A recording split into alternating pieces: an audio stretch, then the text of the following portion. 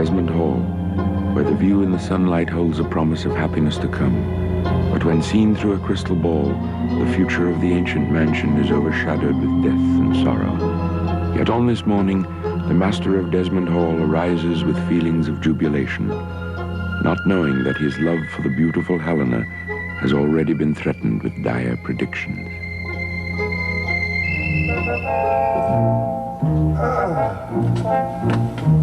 Oh, what a heavenly morning. Well, Quito, what? No little gift or flower for Miss Raleigh with the breakfast tray? Is she still sleeping? No? Well, I must admit I did expect some little good thing with the breakfast. A note or a flower. I must admit, Quito, I've become a romantic again. Now, Quito, I won't have you acting in dull or gloomy despair. Not anymore. I'm in love, Quito. In love with Miss Raleigh. And if this love is still strong enough, then we can transform Desmond Hall into a wonderful place. A place of kindness and goodness. Because the lady is good and kind. Pardon me. You know something, Quito? I am sounding like a young man who has never been in love before. Now be happy, Quito. Nothing evil will ever enter here again. Nothing. I see it all, Emily. Your every wish granted. So far as Helena Raleigh is concerned, she will crumple before our eyes without you or I lifting a finger. Are you sure? Very sure. So, dear girl, all that's left to us is the destruction of Jean-Paul Desmond.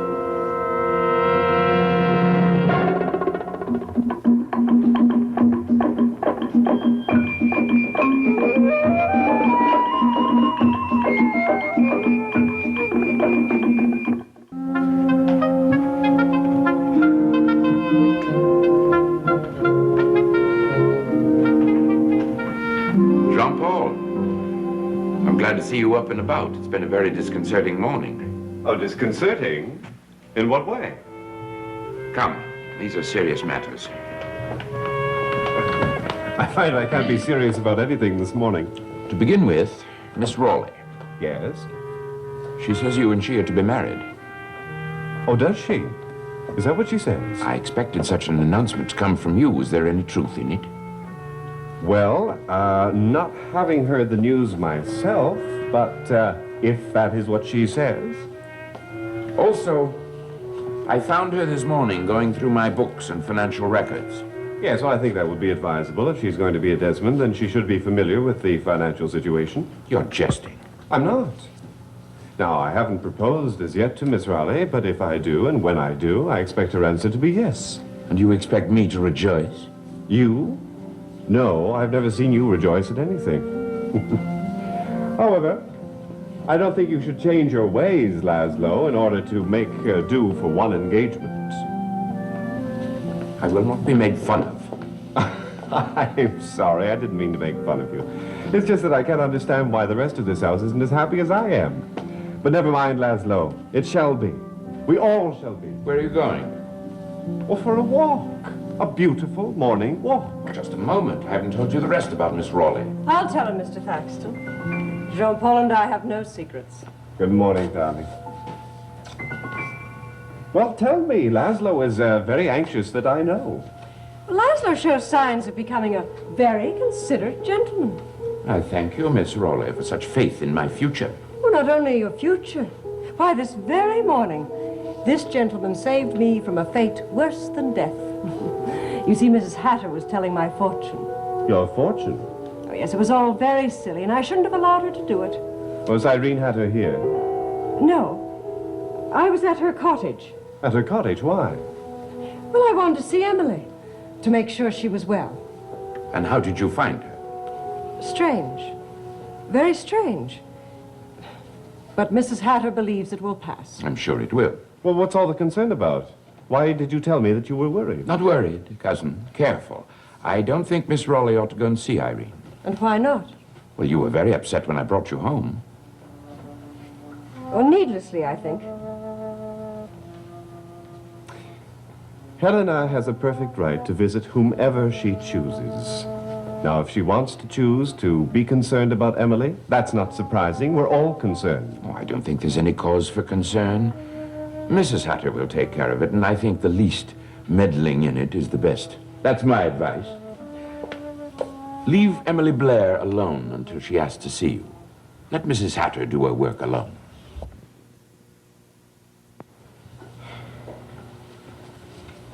Darling, don't be upset. I can't help it. Well, what did Emily say to you? Emily's ill. She's not responsible for what she says. But Jean-Paul, she hates me. And I don't want anybody to hate us, not now. I want us to be happy. Oh, darling, we shall be. I want us to be happy. If only for a little while. Why only for a little while? I have a question to ask you.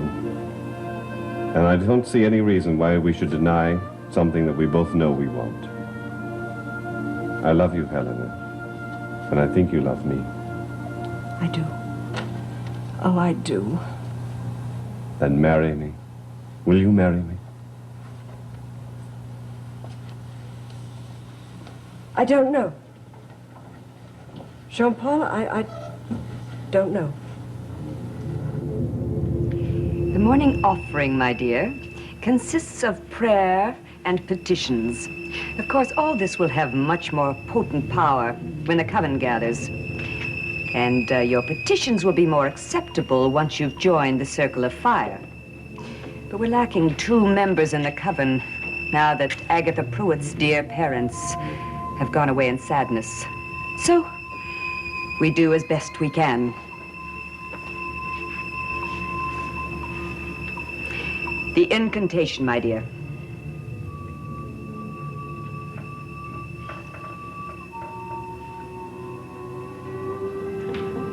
Powers of darkness, evils which exist for all eternity, receive my worship and my prayer. Spread out your blood-stained wings and include me in your embrace always. Very good, my dear. You're on your way, dear Emily. You are on your way. I don't want to say no to you, Jean-Paul. I do love you. And I want to be with you as long as you want me. Helena. But I can't let myself say, yes, I'll marry you. Oh, why not? What's this sudden change in your thinking this morning? Now, words like, as long as I want you, they have no meaning to me. I want you, always. Don't. There are many things to consider. Well, what things? Tell me. The future.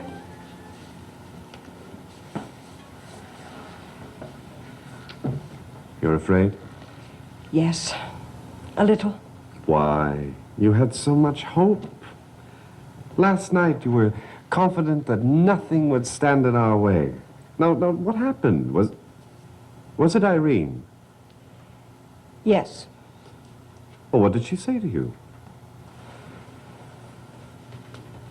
She made some attempt at telling your fortune. What did she say?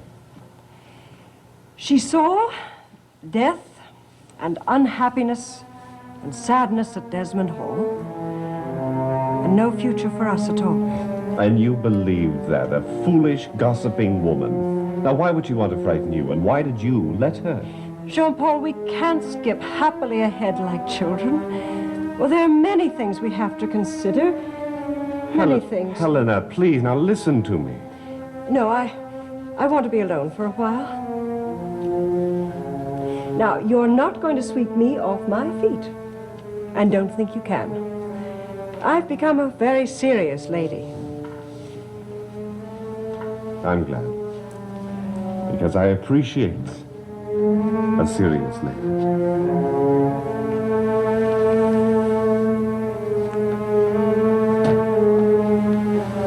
So all our joy of last night is changed to deep and solemn thoughts. Love does strange things, doesn't it?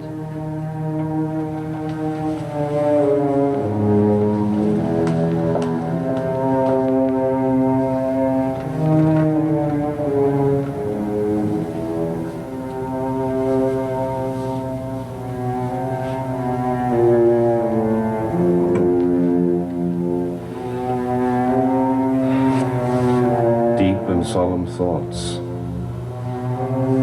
You're right, Helena. We do have some serious thinking to do. And in all my happiness, I have ignored the serious things.